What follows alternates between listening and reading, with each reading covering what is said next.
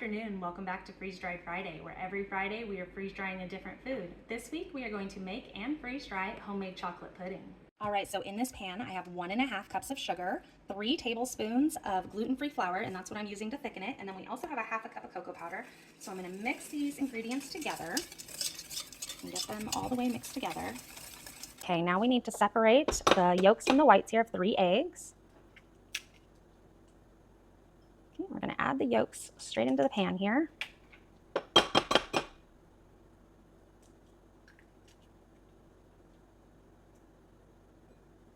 Two. All right, last one. There we go.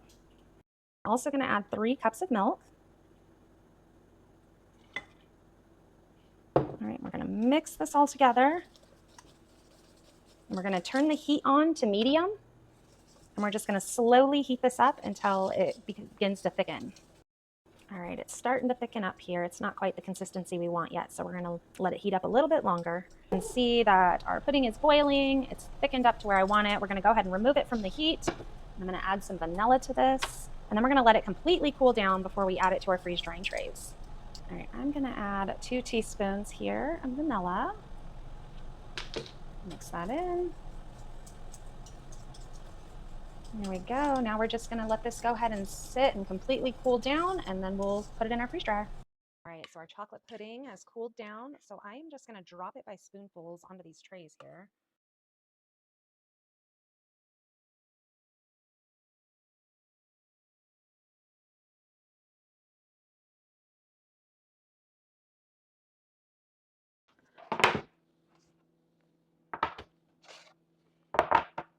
Look at that. They look like little cookies. All right, so I'm going to put, I think, just 4 of these in here.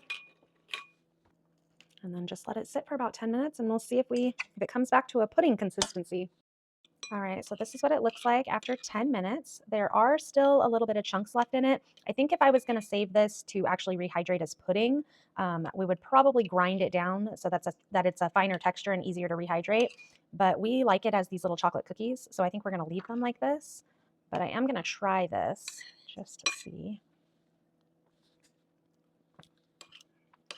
It's good. I actually don't mind the little chunks. They're just little chunks of chocolate, so I probably put a little too much liquid back in it because it's not quite as thick as it was when we put it in the freeze dryer, but it does taste good. So this is something good that we're going to continue to freeze dry. We like it. The kids have already tried it.